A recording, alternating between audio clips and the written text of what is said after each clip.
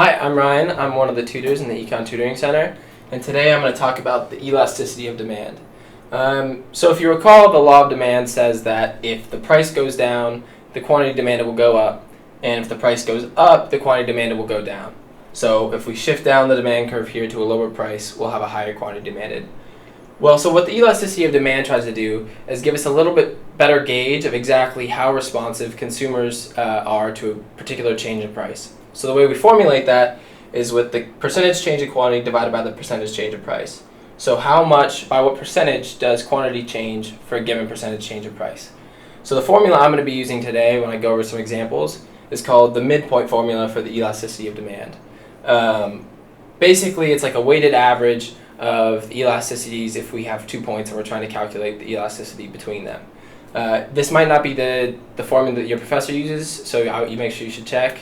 But it is the formula that's commonly used. Okay, so we're going to do a few examples using this midpoint formula to calculate elasticities. So what I have in this table on the top right here is two different prices and the quantity demanded at those two prices. So notice this follows the law of demand because when the price goes up, the quantity demanded goes down. So we're just going to start plugging this stuff into this equation here on the left. So Q2 minus Q1 is going to be 8 minus 10, which is going to give us a negative 2 here. Make sure I'm writing. Negative 2 divided by Q1 plus Q2 is 18. And then divided by 2. And then this whole thing all over P2 minus P1 is 2. Divided by P1 plus P2 is 8. Divided by 2. We can simplify this a little bit. That's going to get us negative 2 over 9, all divided by 2 divided by 4. And then I can simplify this even a little bit, and we're going to end up with negative 4 over 9. No, yeah, we are. We're going to end up with negative 4 over 9. Okay, which is approximately negative 0.44. Okay, so two things to note here. The first is that this number is negative. The elasticity of demand should always be negative because if the percentage change in price goes up, we should have a negative change in quantity and vice versa as well. So professors may sometimes ask you to report the absolute value of the elasticity. It's essentially the same thing, it's just you have to make sure you know what they're asking for. The second thing is to note that the absolute value of this is less than 1. That's a decimal anyway. So what this means is that we're in the relatively inelastic zone of the demand curve.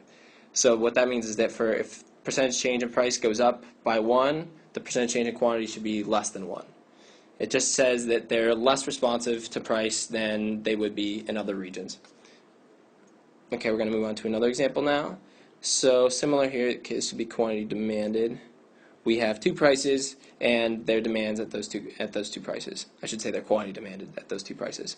Okay, so again we're just going to plug in here. We get Q2 minus Q1 is negative 8 divided by Q1 plus Q2 is going to be 16 divided by 2 all over P2 minus P1 is 4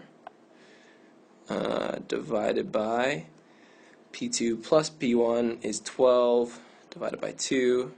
I can simplify this a little bit. That's going to get us negative 8 over 8, and this will be 4 over 6, and this simplifies to, I want to say negative 6 over 4, which is negative 1.5.